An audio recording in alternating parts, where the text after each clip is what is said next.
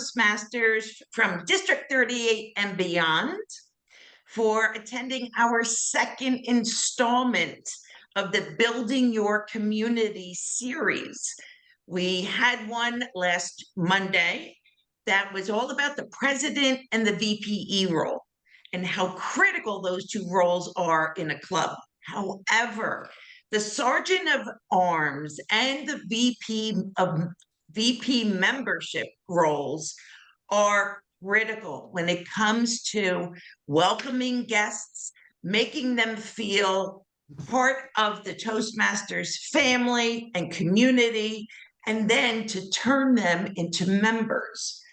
I'll be asking each of the panelists different questions, and they can also feed on each other's answers and add in as they wish as well. So please hold all of your questions to the end, because we're going to have more than enough time for audience members to be able to ask questions of these very experienced Toastmasters. I want to get started by first with the introductions. Now, George Scherer is a member of two clubs, Princeton Toastmasters and also Peak Performance, which is an advanced club in District 38. He's been a Toastmaster since 1988. George, would you please introduce yourself? I think you just did. I'm George Scherer. I belong to two clubs since 1988. And what roles have you had in the club? Okay, I've been president twice, sergeant at arms, and membership maybe. But the roles that I can speak about tonight, sergeant at arms, are quite different in both clubs, because one meets primarily in person and the other meets now almost exclusively online. So the roles are different. And that's exactly why I wanted you to be a panelist, George, because you do have the experience of both clubs. Next is Jeff Dombach. He is from Division A, and he is a member of Sunflake Toastmasters. And Jeff, you've been a member for 19 years. Give us a little bit about your background. Well, that's kind of an interesting detail. When you look at the website, it says 19 years, but I actually took like a 5-year hiatus in the middle when I changed from one club. Life happens. So I dropped out of one club for a few years, and then somebody at my work was starting a corporate club. So I got involved with founding the corporate club. And so I've been through that process of trying to get a club started up and not having knowledgeable members really to become officers, and getting support from outside district and division support. So that's been an interesting experience. I've had roles. The only one I believe I haven't done is secretary and VP of Ed. So I've had most of the roles. Those two don't fit as much with my personality as some of the other roles. So I kind of volunteer other people for those roles. So you bring up a very interesting point. Sometimes the roles, you do need to into there with your personalities, your strengths, So I'm glad you even mentioned that. Brian Hauser. I first met Brian when we were area directors and then eventually division directors at the same time. Brian, you are also from Division A and a member of the White Rose Club, which I've heard a lot about. Please introduce yourself and what roles have you had in Toastmasters? Sure, thank you. I am in my 10th year as a Toastmaster, and White Rose is located in York, Pennsylvania, one of our district's westernmost clubs. We have hybrid meetings. I have been a member of, I think, 3 other clubs over the years, but have remained a member of White Rose since I started those 10 or so years ago. I've served as president, VP education, VP membership, and treasurer. I am a former division director, and last year I was the club retention chair for the district. Finally achieved my DTM last year. I'm a retired software engineer and newly published author. And I also actively volunteer with the American Red Cross as a volunteer manager. Wonderful. Doing these intros, we get to learn a little bit about each other. And yes, it was very exciting seeing Brian go through the tunnel of DTMs, doing the high fives at the conference this past spring. And last we have Kevin Robertson. Kevin is actually a charter member of Bull Masters, but he too, like Jeff, took a little bit of a break. But Kevin and I worked together in that club, and I had to have him as one of our panel members. So Kevin, please introduce yourself. Yeah, well, good evening, fellow Toastmasters. I am a member, or have been a member of ML Bull Masters, now just called Bull Masters, since 2007.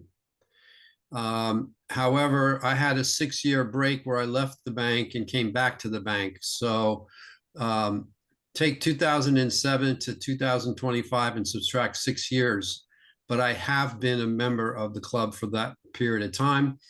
I have served in all of the roles except for one role, which was the VP of Public Relations. So I've been a president, I've been a VPE, and when I left the bank, I retired in June of this year. I had been serving a couple terms as VP of membership, since that was the most needed role at the time. And as a VP of membership and also serving in the other roles, got very, very familiar with how the clubs work. In my hiatus from the bank for almost 6 years, I went to Jersey City and worked for a Japanese bank, and I started a club there. So I have experience in chartering clubs as well as the officer role of VPM membership, which is the topic of tonight's panel discussion. I did retire in June of this year, and I am in what I am calling not retirement, but repurposing. So that is what I am about. My wife and I are going to do some traveling, and I'm feeling out different avenues where I want to exert my influence.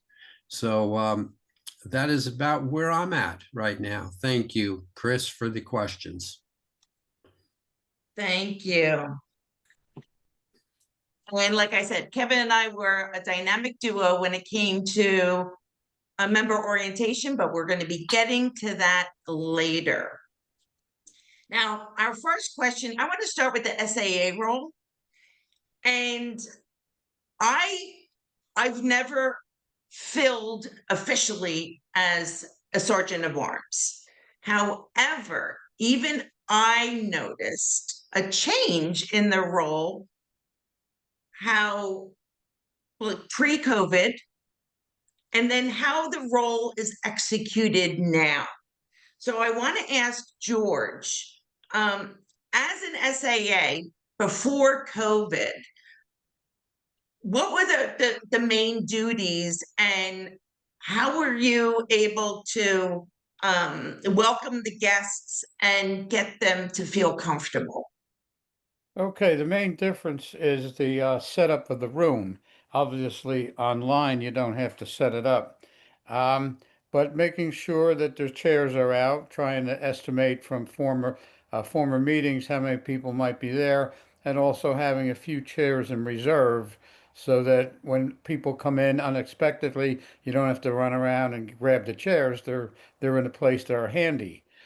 As far as greeting people at Princeton, the Sergeant at Arms does play a small role in greeting people, but Princeton Toastmasters has a greeter assigned who is at the door where the agendas are, there's a applications are there. There's a guest register for people to put their name and telephone numbers down there. So it's a process that works very well. Well, we've had as many, almost 100 members at one time. Right now, it's probably, I'd say, but maybe it's between 60 and 75 members. So we actually have elections for things. You know, some clubs, people just keep doing, like in the advanced speech masters. Um, I've been sergeant at arms for a long time, and we always look for, well, who can we stick with president this year? Because there's not enough people to go around. So in Princeton Toastmasters, there's actually elections, and the normal process seems to be that people move up, usually to the educational position, and then if they stay on, they will usually be almost a shoe-in to be the president because they gain experience as they move along. But actually, my first year in Toastmasters, 1988, I was selected as sergeant at arms in the middle of the year, and the next year I became president. Back then, we probably only had about 20, 25 people, but I had given my 10 speeches, what used to be for Competent Toastmaster. I did that in 6 months. So I was very enthusiastic about it. So they saw that, and people said, "Well, why don't you be president?" And there was a short, okay, let's do it, an election, I guess. So I became president. Then I was president again in around 2001 or so, like that. And that role, I had moved through the educational vice president and went up the ladder. So once again, that gives you experience. So um, they're all important roles. And it's a Mhm. shame that some clubs are so small that people have to either do multiple roles or they have to do the role year after year. Membership is very important. On the advanced speech masters, we have um, people from all over the place. So geographically, we did try one post-COVID in-person meeting, and we got about 8 people because we had acquired many people that were geographically unable to come to a meeting in the Princeton area. So Mhm.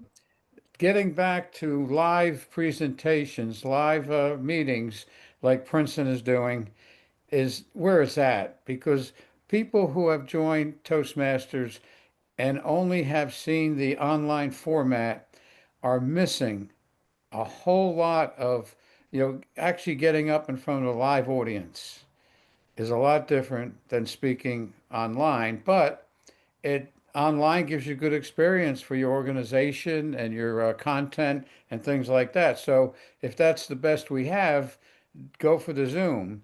But I would encourage anybody who is in a leadership position to try to get a venue, and that's a hard thing because everyone wants a Mhm. little bit of money. And we at the church where we've met for the last 40 years or 50 years, they raised the rent. They doubled it at one time, and our president was able to negotiate it down because they have their expenses. But we're nonprofit, so there's not a lot of money left over. So smaller clubs with limited membership, there's limited amount of money in the treasury. So going to a live meeting, finding a venue, libraries will often give rooms for free. Um, so. Yeah, Sergeant at Arms has different roles. On the online club, basically what I do is I keep an eye on the clock and I'm on the president. And if he gives the nod, then I will introduce him. I'll give a little history of our club and then bang, that's it. I don't have to throw anybody out. I don't have to tell anybody to be quiet. There's no enforcement of rules that the Sergeant at Arms has to do.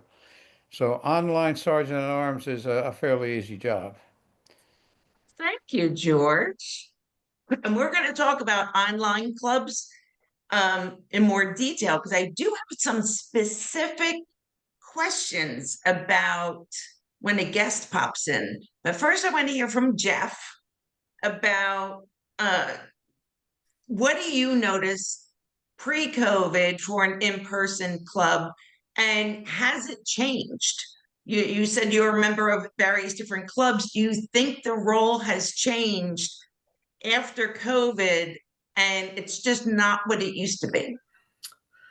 I absolutely think the role has changed. When I was at the community club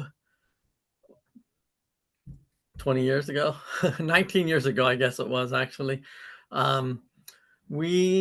the sergeant of arms, as George mentioned, was always responsible for setting up the room, was the sergeant of arms. We didn't have a greeter, if I remember correctly. That's a long time ago. But the sergeant of arms was always responsible to introduce new members or new visitors to the VPM membership as they were coming in through the door. So he would greet everybody and say hello to everybody and find out what they were about, if they were a member, or if they were a visitor, and make sure that they got to the VPM membership so that they could make sure that he could get their information and follow up with them after the meeting. It was kind of a way to filter the prospective visitor through a process to make sure that they had the opportunity if they wanted to join. As a corporate club, now functioning hybrid, we do that a little bit differently. What we network for a few minutes before the actual meeting time. And during that time, as the sergeant of arms, I always try and make sure that I introduce myself to any faces or names that I don't recognize from the galleria, so to speak, the gallery. Yeah. And then also try and make sure that I capture their information, because I can check the company directory to find out what their name is and what city they work in, what their contact information is, and help to pass that on to the VPM membership. Then typically after the meeting between the VPM and I, as the sergeant of arms, we follow up with that visitor and try and find out, what are their goals? What were they there for the meeting for? What are they looking to accomplish in their life next? Is Toastmaster a good fit for what it is that they're looking to accomplish? The other thing is, sergeant of arms in a hybrid meeting, I'm responsible to make sure that we have rooms set up. Because it's a corporate club, we don't really set up the rooms, but I have to schedule the rooms and make sure that we have them available. And then I also send out the meeting links and make sure that the online attendees know where they can get into the meeting and how they can get into the meeting. Because we're based on two facilities, we have one facility in Emmitsburg, which is North York, and another facility which is in Shrewsbury, which is South York County. We actually set up two physical meeting rooms in addition to the one online room. And so people go all three areas. It varies depending what the priority is. For example, our next meeting, the new area manager is coming to visit the meeting and do the meeting review. So the president had said, hey, let's all get to Shrewsbury if we can and see the new area director and give her a chance to meet us and see what kind of club we really are. So it's certainly different being a hybrid club. Being a corporate club is different than being a community club, as well as the difference between online and hybrid and in person. The one thing that I had fireworks going off over my head, if no one noticed, because in training for officer training, in discussing the club success plan, I gave a few suggestions of how to incorporate different officer roles into your club success plan and maybe make some changes. But you mentioned that during an in-person meeting, the SAA or, or Chris, greeter you've would welcome frozen the up. person, and then you Your video's introduce, frozen up along with your audio. George, that's you. Yeah, that's you, George. I hear her fine. I do too. See her and hear well. So you introduce the guest to your VPM so they get some information, and at least then they're meeting two people at the meeting. When you're online, who helps that guest? Like, do you communicate in the chat to explain things, or do you just let them watch the whole meeting and you're not like chatting away with them just to let them know the difference between prepared speech, impromptu, etc.? There is sometimes a little bit of chat going on back and forth between the visitors and the members, but we really rely on the process and the system of the meeting to introduce the roles and to introduce the speakers and tell them, okay, now we're going to do our table topics round, and you're more than welcome to volunteer or to take a table topic role if you want to, but we won't force you to, kind of thing. So we really rely on the pattern that goes within the normal meeting to get that information out to the user. And certainly we're much more lax on those kinds of details and notes if there aren't any visitors in the room. But once somebody's been to a few meetings and has some experience and knowledge about that, we're probably not as detailed on that as we should be. That is a very good point, because I think some clubs do forget when there's a guest, you do need to incorporate all those explanations of prepared speeches, table topics, the timer cards, all of that, so that they know what's going on. They stay a little clued in. So that's a tip in itself for online or hybrid meetings. So Kevin and Brian, has the VPM role transformed over time, and has it created, is it easier to connect when it's in person versus online? Like, because when it's online, even though you have that email, you didn't meet face to face. So what are the challenges of being VPM and just connecting with your guests? And I'm going to start with Brian first. Yeah, I think it's definitely gotten harder now that we have virtual and hybrid meetings. I mean, it's not harder to actually connect, but it's harder to actually connect, on a personal level. I think because it's just you feel that distance that we have. So that can be a real challenge.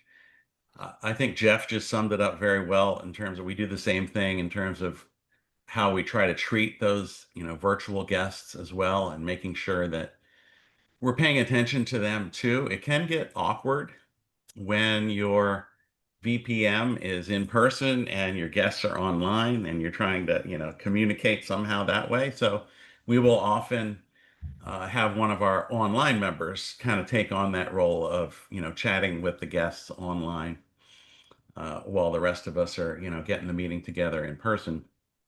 I think it's important to make sure that we're, giving those guests a good greeting online, and then also the VPM or someone, ideally the VPM, should be following up with them in chat and saying, hey, welcome.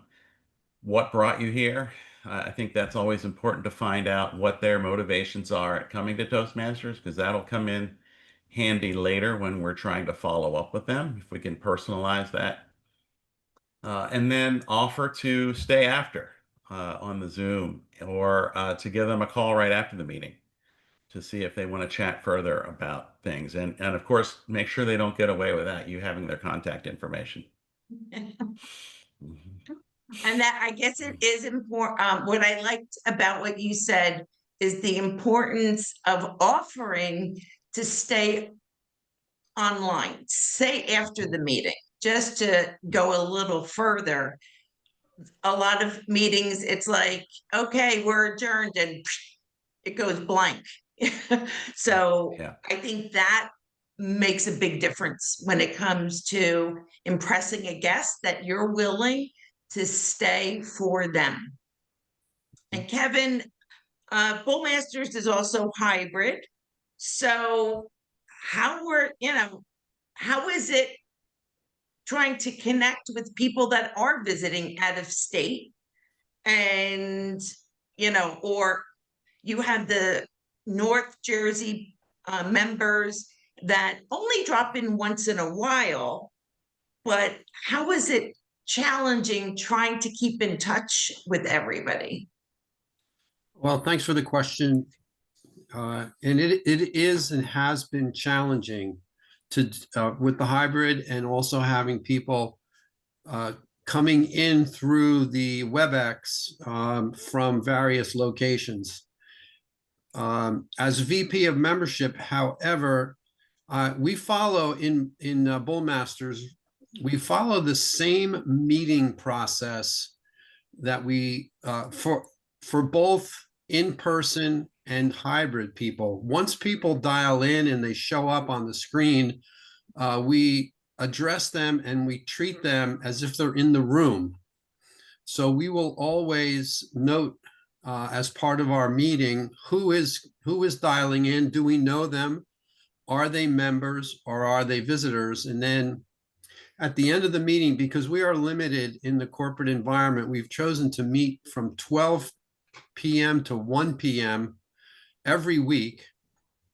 And in the corporate environment at the Bank of America, people's lunch times are not sacred anymore. Meetings are conducted, 24/7, and people who are coming to the meeting in person have to get there right on time, because we're going to start the meeting right at 12. And so they have to get there a little bit early. And then at the end, toward the end of the meeting, we keep a little bit of time to ask any guest, whether in person or online, what they think of the meeting, how did they find out about us, and so forth. At that point, as VP of membership, I will capture their email. And the follow-up with them is the same, whether they are in the meeting, new visitors, or if they're online. Now, you mentioned out of state or off campus. We do have in Bullmasters a member who is in Toronto, Canada, and we're in Hopewell, New Jersey. So everything has been virtual from the very beginning with that member. And then also Chris mentioned some people in North Jersey as well. And so as VP of membership, it requires a little bit more quick response, get back to them right away, because you may not see them again. And it's not like you can walk across the hall or down to the next building to go visit with them outside of the meeting, because they're not anywhere on campus. So following up via email is my modus operandi for both in-person and hybrid. It requires a faster response for those people on hybrid, because we don't know if they're going to show up again or not. That would be my my take on the difference between hybrid and in-person. Very good. All right, Kevin, I'm going to stay with you with this question. When you follow up with a guest via email, do you have a welcome packet, like an online welcome packet that's been created? And do you give them the application the first time, right after the first time they visit, or do you save the application till maybe their second visit to see if they return? Okay, well, great question. And then, so the answer is, I do have a package and I give them the application along with the other information about Toastmasters. And specifically, in addition to the application, I will give them an intro to pathways, and then another PDF, which is what are the benefits of Toastmasters. And the reason that I give it the application right away is because at Bank of America, the bank will either pay the new member fee directly to Toastmasters, and there's a process that we use to get that done. Or in many cases now, since Toastmasters has been at Bank of America for quite a while, we have senior management support, and the members can get reimbursed 100% for their membership dues. So given that information, I want to get the application with all the fees and everything to them as fast as possible so they can get that process going. Now, I didn't always do that, but as time has gone on, in addition to the intro information about Toastmasters and pathways, I will include an email and with the application explaining what it's going to cost them. And we try to move the member to sign up for Toastmasters for more than the current period. So, if they come in May, they'll pay dues for a couple of months until September. Well, we'll say, all right, we're going through all the trouble to pay that. Let's add another 6 months to it. We want you to sign up and commit to being a member for, let's say, 9 months or a full year. So it all revolves around how the bank is going to reimburse the employee and making that as efficient as possible. And then also working with headquarters to get the applications processed, which as I know that probably most of you know, when they had that redoing of the pathways, it was difficult to get memberships processed in a timely manner. And so we were, as VP of membership, there was a lot of follow-up there. But in answer to your question, the application goes out with the email, with the welcome, and then I follow up right away. If I don't hear back from them in a say a week or so, I'll follow up with a phone call or an additional email. Say, hey, sent you an application. Are you still interested? That kind of thing. Okay, and Kevin, you do raise a very good point. Right now it's August. If you were to have someone join in August, then don't just take the August and September dues, because we do have 6 months and you're just going to have to go back out to them. Exactly. Just have 8 months, collect 8 months of dues. And that way, at least you know that they are going to be a member until the next dues period. So that is one way just to, make sure they're really going to give it a go. Yeah, Brian, I would just add one more. I would just add one more thing, Chris. And this is unique to the corporate environment, I think, versus the community club environment. People live and die on email, and so they've got a lot of emails, business related, coming into them, and you got to make your presence known as VP of membership and follow up, because you may have sent the email and you assume, okay, they're going to look at it right away. No, it goes to the bottom of the pile probably, and you need to follow up with a phone call perhaps, or another reminder to say, hey, did you look at it? Are you still interested? That kind of thing. very good. Brian, what tactic do you use for your club? You're talking about relating to contacting them after Yes, their your visit? follow-up email. Do you, Yeah. tell us So your first of process. all, I make sure everyone's tracked in a spreadsheet, so I don't lose track of who we've got as potential members. But then I have a set of email templates that I put together. And AI is great for this, to help you put something together that sounds great. And so I have ones for the guests who have visited. I have a template for people who have contacted us through our website or through Toastmasters International but have not visited. to encourage them to come to a meeting, things like that. For the guests email, I also try to add a personalized section. So I mentioned that earlier. When you've, talked with them, try to get something out of them that, why did they come to Toastmasters? Why are they interested? If they participated in the meeting, table topics, or even introduced themselves, put a little note about that in your email, just to know that you were paying attention and you found them interesting. In the email that I send for guests, I include links to our webpage, our social media pages, and I have a whole section of kind of bullet points about the benefits of Toastmasters.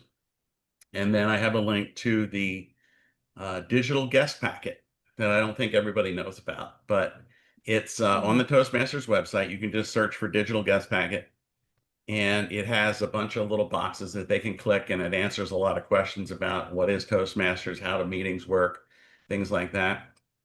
And the last box on that page is a link to the Find a Club section, where they can find out specifics about your club, where it meets, where it is, things like that. These days, I encourage everyone to register on the club contact page at Toastmasters.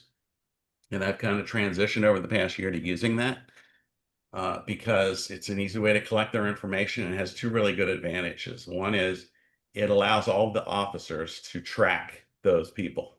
So you can see that in Club Central, and you can actually assign them to someone. So maybe you don't want the VPM to handle everybody. You want some other officers to be the one responsible because maybe they connected better with this guest. And the other thing is it then makes it extremely easy to send the guest the online membership application. So we prefer to use that. It's easy to send it to them. They can just fill it out online and submit their payment right to Toastmasters. And it's done. It's so much easier than it used to be. And that's worked out pretty well.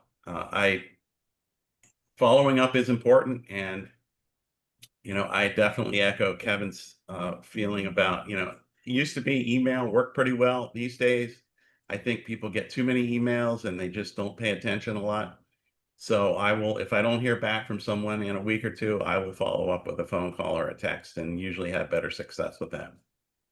It's very interesting. And that could also be the difference between community and corporate, because corporate clubs, you're going to get inundated with emails.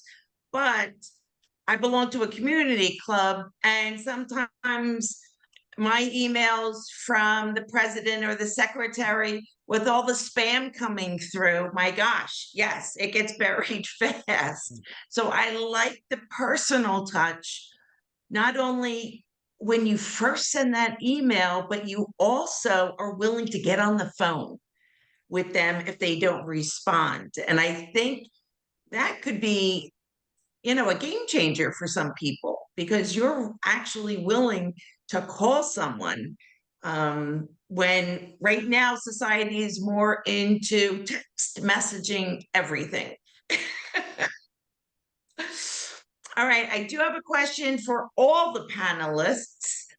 And if you don't have input, just say, you're not sure, but what's the best marketing pieces to provide a guest via email? And do you have printed copies for in-person meetings so that they can actually take home something besides your club agenda? So I'm going to go to Jeff first. You're on mute.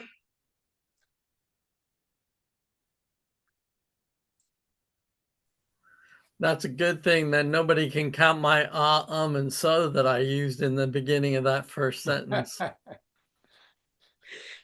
When we were strictly an in-person club, we did have some handouts that we would give to the visitors of the club. It was generally, what is the purpose of a Toastmasters club? What is the benefits of being a Toastmaster member? What can you learn in Toastmasters? I believe it was about 4 or 5 pages, printed double-sided, so it was only a couple pieces of paper. and then of course the application. I was not aware of the digital information pack that Brian was talking about. So that sounds like a really great thing. But since we've become a hybrid club and more online club, more and more we're using less and less paper.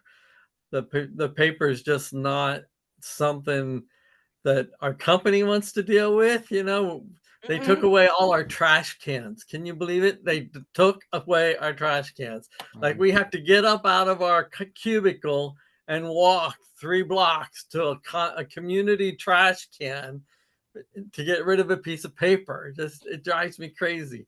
So, you know, they're trying really hard not to propagate paper, which I understand, you know, in a corporation with 125,000 people, that's a lot of paper to pass around and hand around when it can just be sent electronically. So we have definitely reduced our paper consumption in that way. Very good. All right, and that's 2 votes for the benefits of Toastmasters because Kevin includes that in his email.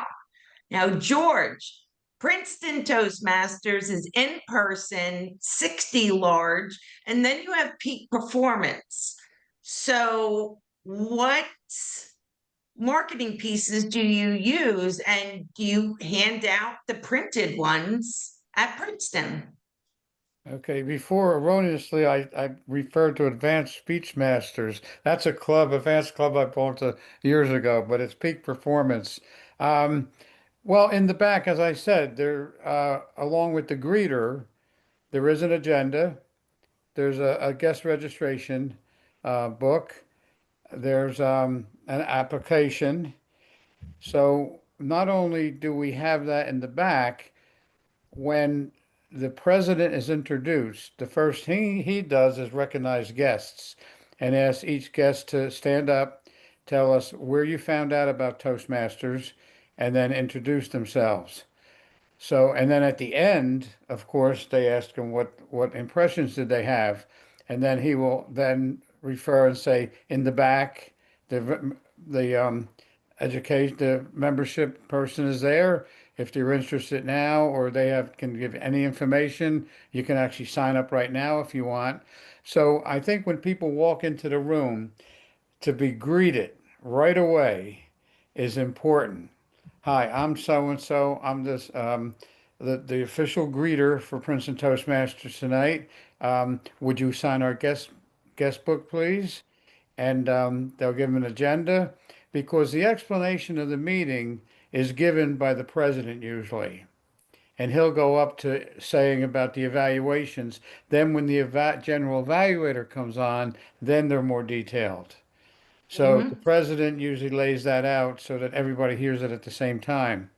So the sergeant at arms in Princeton Toastmasters has a relatively small role in terms of, you know, getting members, but making sure everything's set up. Okay. The other club, Peak Performance, of course, that's online, so there's not a heck of a lot they have to do except introduce the president. All right, Brian, what are your go-to pieces for marketing?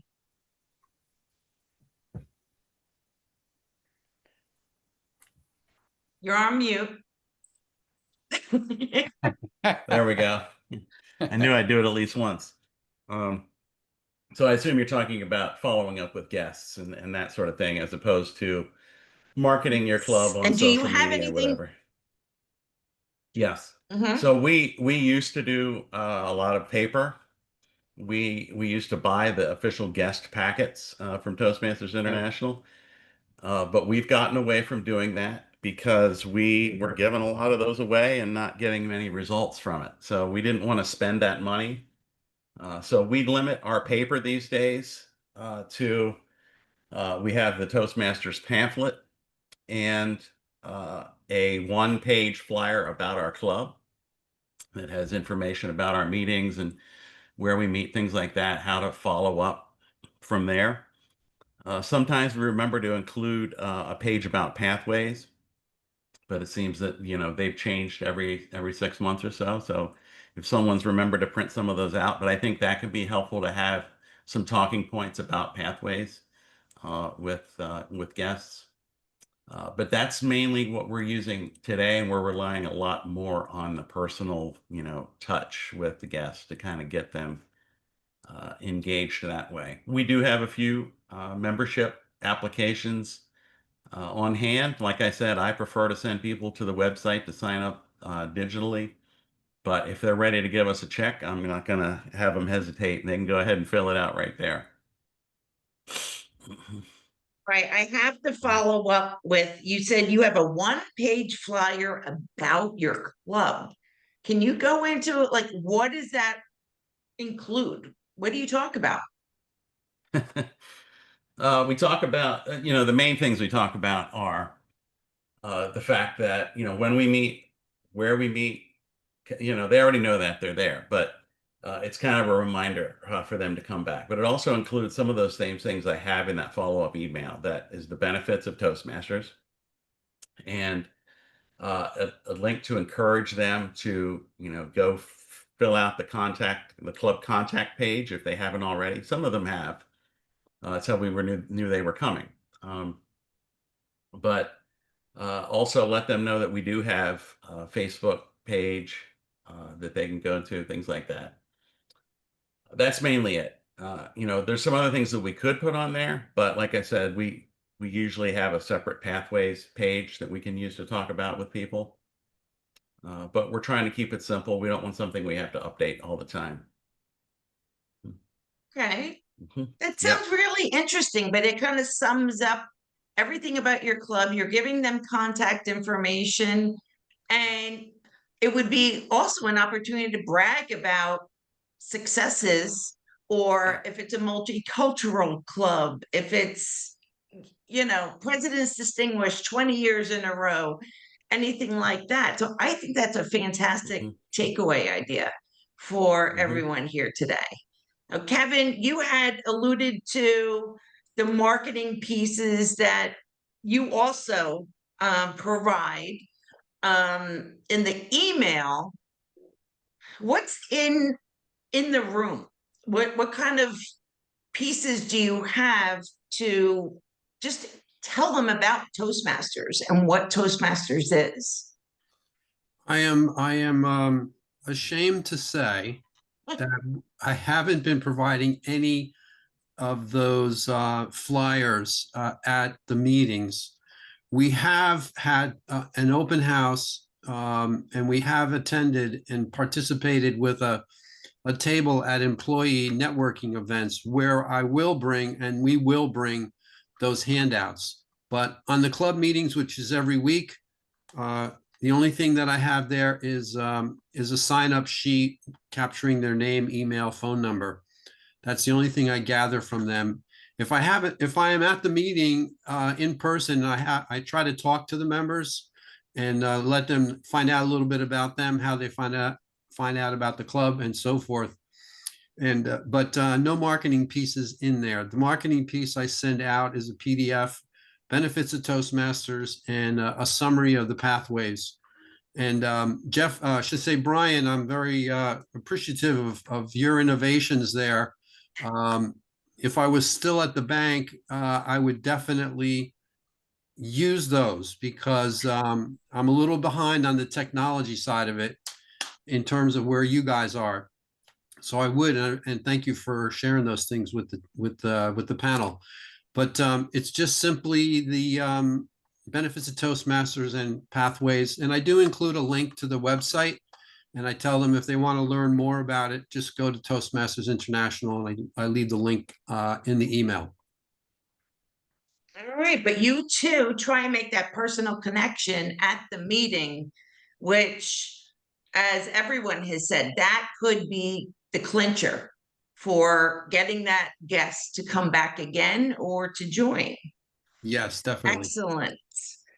Now, George had mentioned that at Princeton, and I've been there and I've had to do it numerous times, you stand up in the beginning to say what brought you there.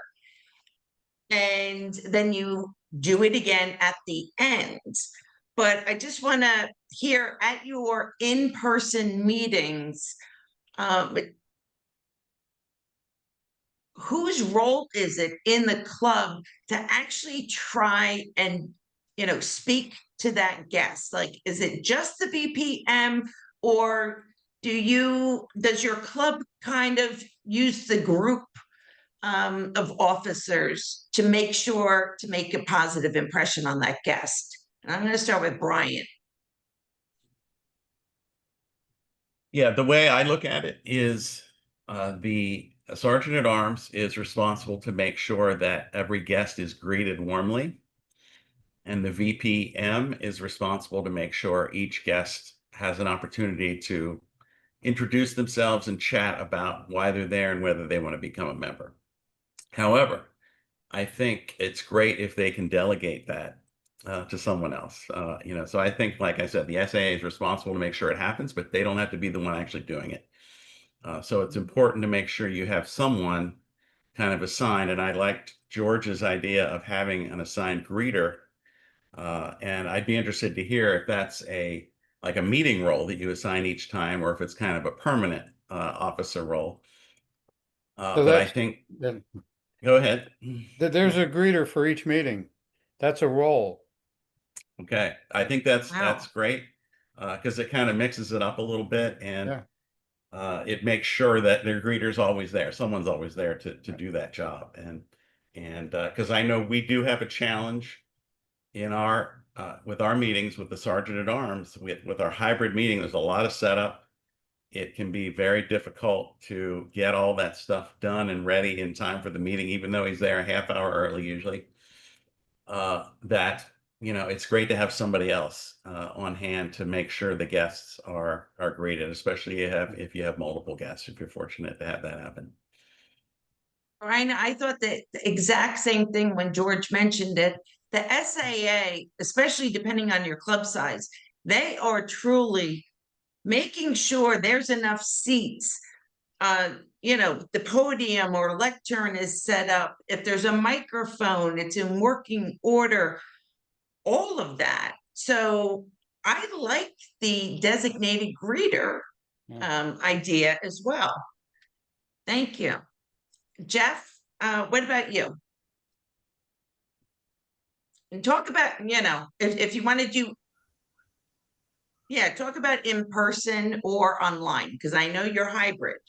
One of the things that I remember happening in the past, and I wish I could give you a better line on if it was a club I visited as an area manager or if it was my club 20 years ago. I'm pretty sure it wasn't Sunflake, my current club.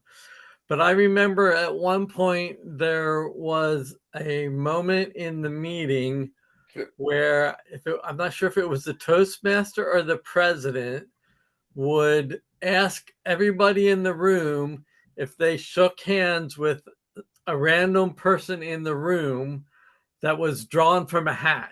So for example, in this group, the president would look and pick, okay, did everybody shake hands with Sue when they came in the room?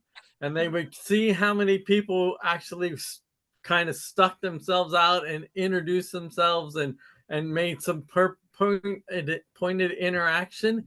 And that encouraged everybody because they knew it was going to happen meeting after meeting. That would encourage people to say hello to everybody and to at least shake hands or, be present in the meeting and tied into the meeting and hear other people. So I thought that was a really interesting exercise. And I'm not entirely sure how you would tie that in now to the hybrid and the online meetings, but I remember that as being really intriguing. You like that idea because it does get people in person, not only just to arrive at the meeting, but let's interact with each other, pleasantries, good morning, good afternoon, etc. But even online, just to go into the chat and say, good morning, everyone. I mean, it's nice. to make sure that everyone is being cordial. I like that idea too. Kevin, I know when I was VPE in the club, if I saw you chatting it up with a member, I would always try and like get over there too to introduce myself. But how are the other officers interacting with those guests? That's a good question, Chris. And I'd like to just sort of back up a little bit with the VP of membership teamed up with the VP of education, teamed up with the president. I have always, as a VP of membership, have always worked and considered that to be a three-legged stool that needs to be always operating those three roles together. Because the president is responsible for the Distinguished Club program. They leads the DT, leads the president, the points that clubs strive for to be a distinguished Toastmasters club. And so when it comes to membership, I look at that program, I look at the DTM and the club success plan and so forth, always to keep and maintain that minimum number of members to be eligible for those points, and work in a team environment with VPM, VPE, and president. And Chris, from our interactions, as soon as somebody does become a member, we get together and we go over Toastmasters in detail with them. We do an orientation meeting, giving them more information about the club that perhaps we didn't have time in that honeymoon period where they're coming in and they're just finding out about the club. Because member retention is also really important, and in the corporate environment, the dynamics of the meetings versus their workload and so forth, people will sign up, maybe even register to become a member, and then the next thing you know, they got called off on something else and they're not showing up to meetings and so forth. So those three roles work together. But in terms of the overall club, VP of Public Relations, we have been doing a lot just before I left the bank in June with getting Toastmasters, Bullmasters exposed to all of the other organizations in the bank and all of the senior leaders in the bank to get the Toastmaster, to get professional development goals into the employees' development plans, to include, hey, I'm going to be a Toastmaster member because I want to improve my communication skills. And the member and the manager, this wasn't always true at Bullmasters. Years ago, senior management was kind of absent, but now they're very involved. And so the VP of membership works with the VPE and the president to help the employees to get those goals set up and then leverage Toastmasters to be the way that they accomplish those goals in their professional development. The two other officers besides VPM that we work together closely as the president and the VPE and VP of Public Relations, because they're the one that's responsible to make the club available and accessible to the whole campus, the whole company. So that was a little bit of a long way around to answer your question, but I hope that's helpful. Yes, it was, Kevin. And that is something that corporate clubs can take away. If part of your marketing and something to find guests, becoming a Toastmaster, talk to your boss, your manager, supervisor, and see if you can add it into your professional development or your annual goals. And then as you complete your levels and your speeches, you can talk about them at your updates, your, mid-year, all of that. And it's a marketing way to promote Toastmasters, but then to also link it to the professional development in the corporate world. So I like that. And George, for peak performance, which is an advanced club, people already know about Toastmasters. They're already a member of another club. So is it a hard sell for you to talk them into, you know, joining an advanced club? I really can't answer that well. I would think membership person would be better to do that. Where they come from, I'm not sure online at this time.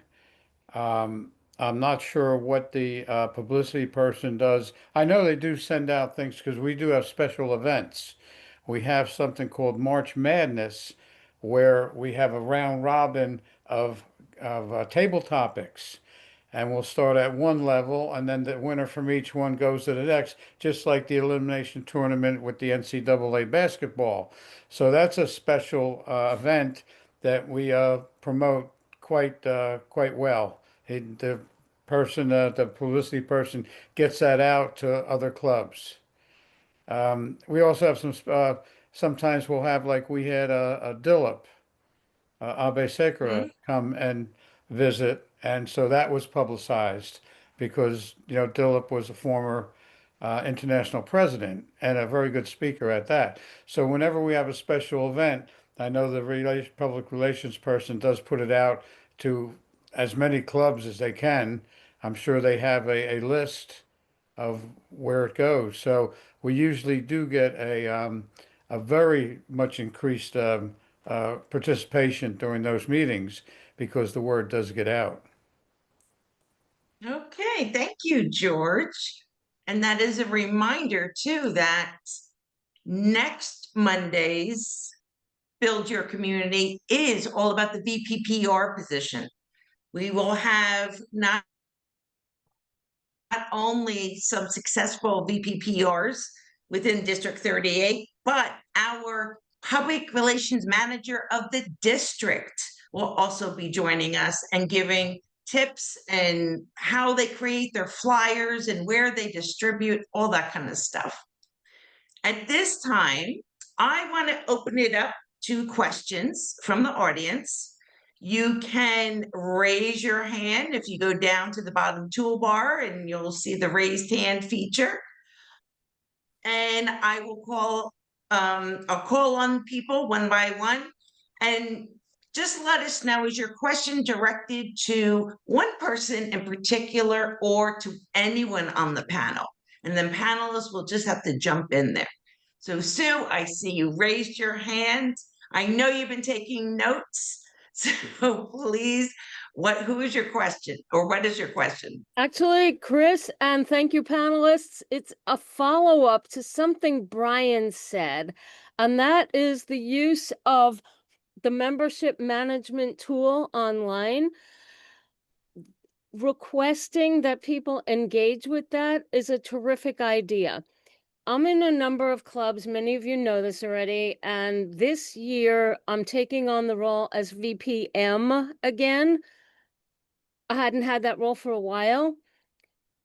To Brian's point, having that data in the membership management tool not only is helpful for the VPM, but like Brian said, the other officers, we had instances in a couple of my other clubs where the VPM couldn't go in and follow up. There were personal issues, etc. I don't want to go into the drama. But this way, because all the data was there, it was accessible. Each of the different officers were able to divvy up the list and follow up with this member, that member. Somebody else came in and sent a request to visit. Oh, I'll take this one. So the entire officer team communicated amongst ourselves saying who was going to handle the next person who came in. So reiterating what Brian mentioned, how important that tool is. So the prospects don't just get lost in the sauce or forgotten about, because that's one of the worst things you could do is have somebody who's interested in visiting you and then they're ignored. they don't get even not even a follow-up, but just an initial contact. So I'm very grateful, Brian, you mentioned that. I'm grateful you all mentioned the part about the digital guest packs. All 5 of my clubs meet online, so I'm lucky if I ever get out of my basement.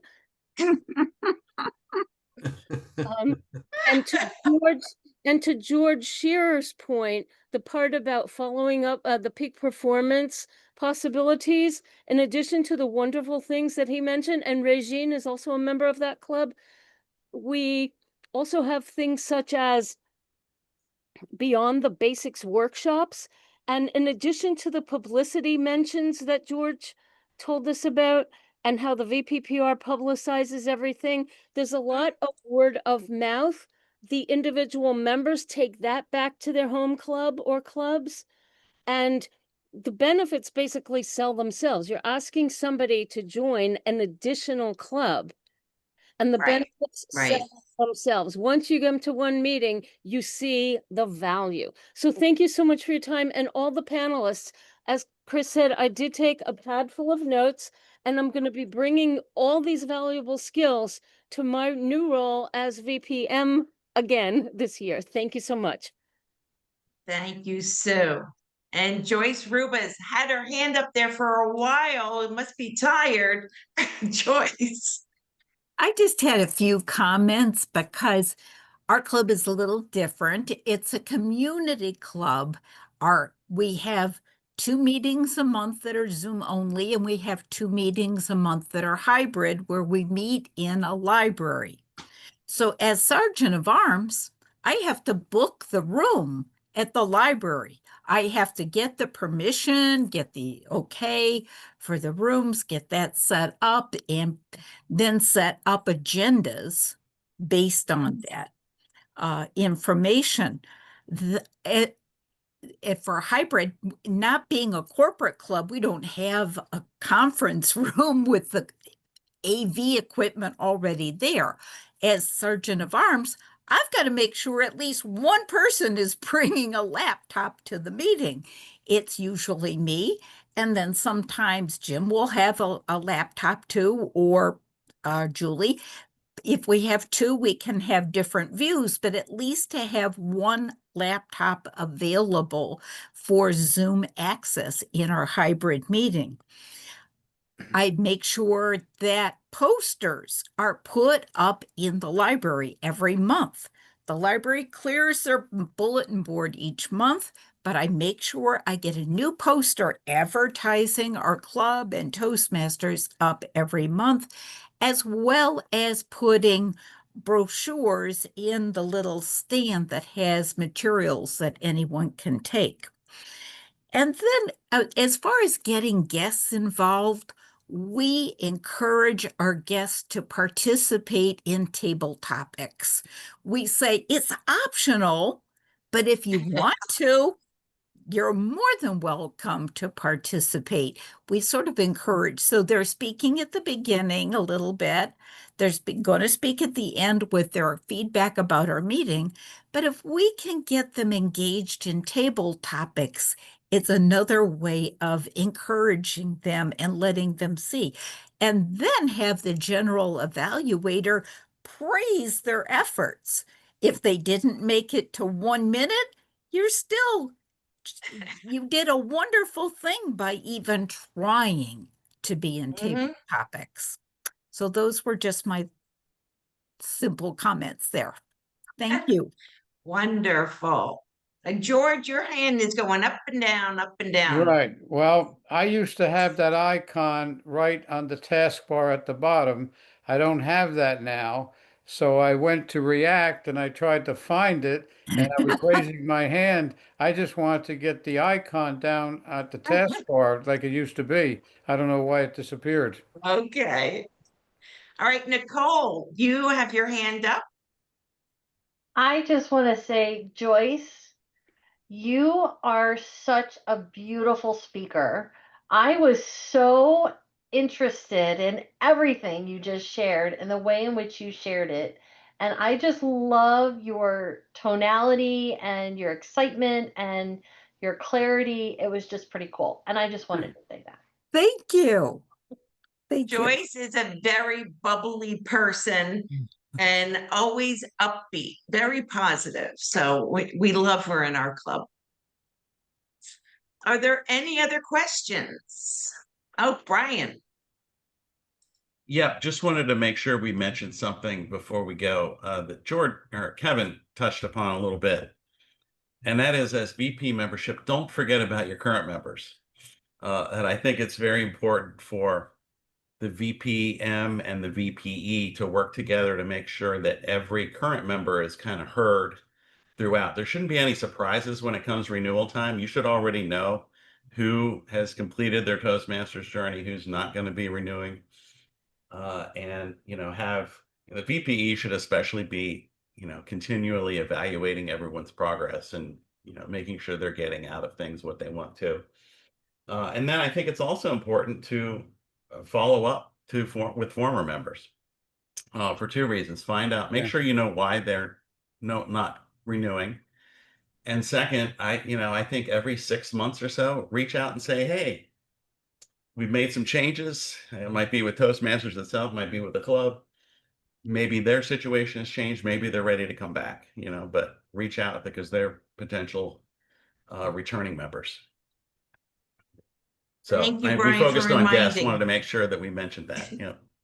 Yes, no, and that's a critical reminder. And to don't forget about your current members. And for clubs that have had a loss of membership, as you said, circumstances may have changed. Even your officers may have changed, and that may be the deciding factor for some people. So please don't forget about them. Let them know that you miss them. You would love for them to come back. Invite them, as George said, to a special event that your club may be having or a guest speaker. And that's another way to draw them back into the fold. Regine? Yeah, I just wanted to build on what Brian just said in terms of keeping up with. First, we have mentors. Oh, sorry, my camera already turned off again. That's not me doing it, it's happening. I just want to say that. We have a mentor program going on in our club, and we actually ask the mentors, we remind the mentors as well, but we try them to be the person to reach out because they know that member better than the newer member, and our mentorship goes for quite a while. So I found that a very good way, and checking in with them if you haven't had a meeting, say, hey, what's going on, like you just said. But we do not do this also the membership person, the VPM, but we also include the mentors because it divides the workload a little bit, and they have a little bit more intimate connection with that member. Yes, and depending on the size of the club, using your mentors as part of a team to keep all of your members engaged, that's a very wise idea. I see Andrew has his hand up. Andrew? Yes, I know that everybody has gone over a couple items on how to really maximize outreach. Our club is pretty small, effective communicators. This morning, I think we had 6 people in the meeting. Sometimes it can be 5. A lot of times we try to average, 10-ish, and it really depends. So I think my primary objective, while maximizing, socializing with everybody and figuring out what their goals are, is really outreach in our community. We're based in Harrisburg. And I was just wondering if anybody had any other pro tips, maybe like nooks and crannies that I should maybe seek out other than, general mail or stuff like that, a website, general outreach groups.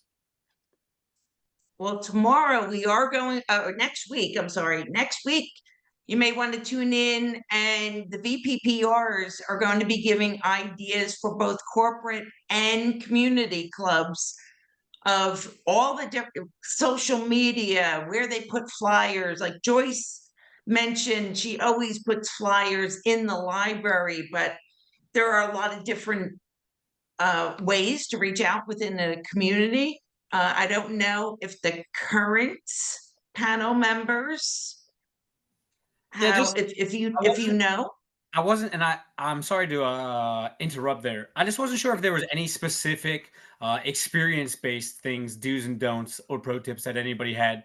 I'm parts of various networking groups, so I feel that that will be an effective route, and I'll be able to parse out the general objectives that I think everybody goes to accomplish.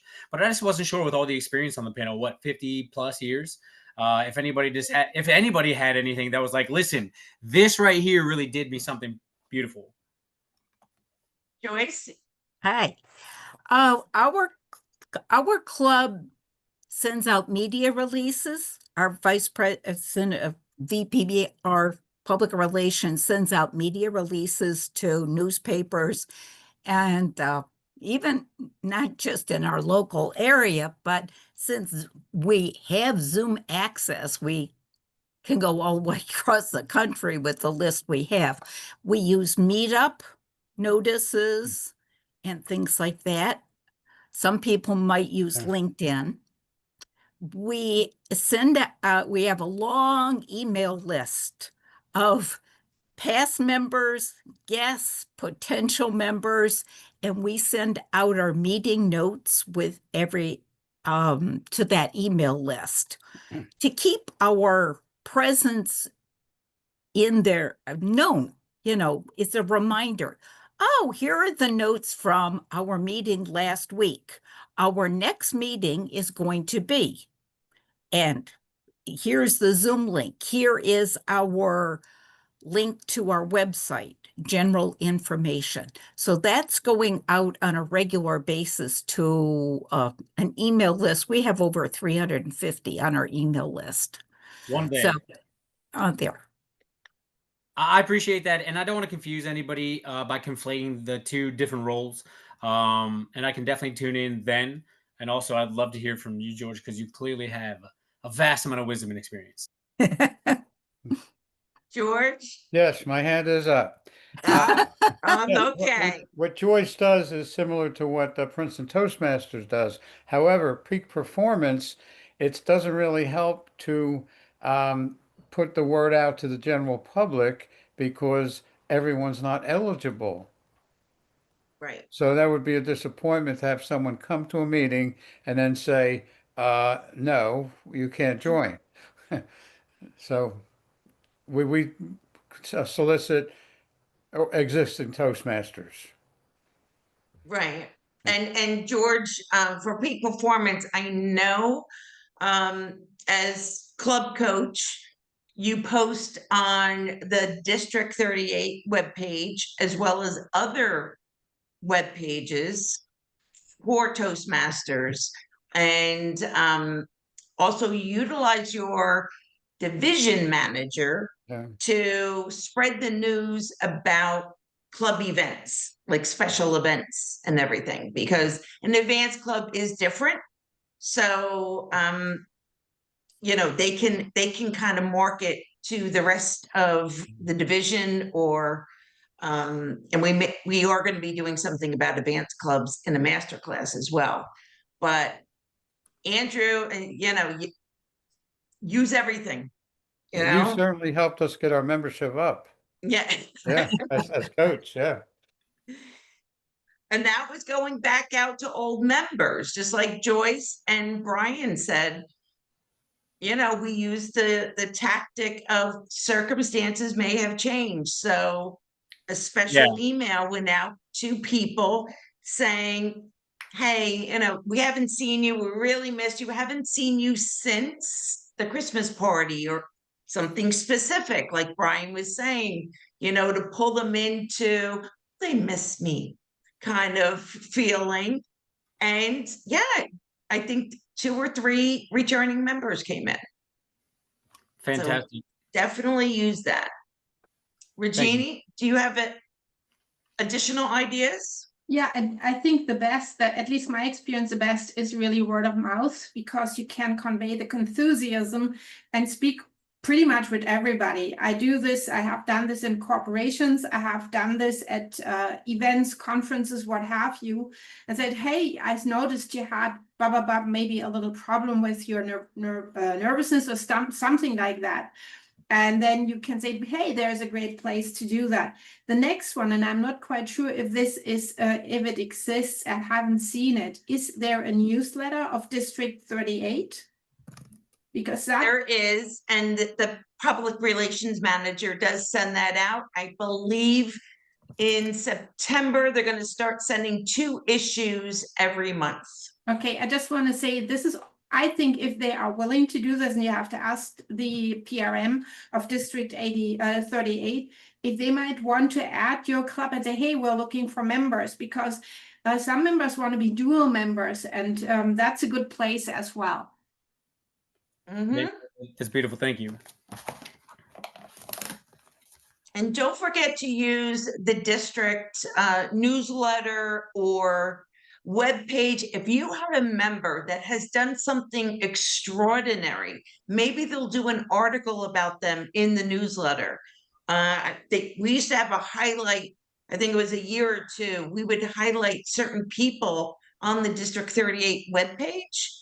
And I know George was from, not this George, George Phillip was highlighted, Jeanette McVeigh was highlighted, and a couple of other members because of their vast knowledge or success within Toastmasters and the district. So you can maybe highlight that way. Anybody else? We have 6 minutes. Okay. So, all right, make it quick because I want to do final thoughts. Okay, just one last thing. Thank you so much. Building on what everybody else was saying, take care and let people know what makes your club unique. Peak Performance does these wonderful advanced sessions beyond the basic workshops. Talk of Monmouth in another district has been President's Distinguished for 10 years in a row. We have a 2-hour meeting and a break. In fact, Peak did a joint meeting with Talk of Monmouth. And the reason I'm stating this, what makes each unique? We don't want to steal members from each other. This club meets on Thursday. This club meets on Monday. This club meets twice a month. This club meets once a month. And we partnered to share the benefits of both, so nobody's stealing anything. Joint meetings also can help with membership, because you might want to become a dual member. And the other part, we all were helping each other before, is the opportunity to help. Have an assistant sergeant at arms, have an assistant VPM if your club is large enough. And Andrew, your club will grow and you will be able to have assistants. Petite, 58 inches. The year I was sergeant at arms, it was really hard for me to get that banner stand. I just picked on some tall person and said, could you please help? Nobody said no, ever. Ask for help. People come, I was substitute sergeant at arms at a corporate club, and the real sergeant at arms, might have been tied up at his work. So I just started and helped prep the room and helped. All really good things. Help, tell what makes your club unique, and spread the word. Thank you, Chris. Okay. So Thank you. let's just go around the horn with our panelists for some final words. Jeff, to the SAAs and the VPMs that joined us tonight, final words of encouragement. Keep on paying attention to the new members and the old members, and help feed the members to the VPM and the president, so they get an opportunity to meet and interact with your members and your club. Great. Brian, your final words. I think the most effective thing you can do for guests is to meet them where they are, trying to find out, what they're looking for, find out their personal story. And if you can make that emotional connection with them, they're more likely to come back. Very good. Kevin. Yes, I would just reiterate and emphasize the concept of the 3-legged stool. It's easy to remember. Vice President of Membership should work closely with the President and the VPE in all membership building and membership enhancements and so forth. Those three together can really make a difference as opposed to trying to do it all yourself as a VPM.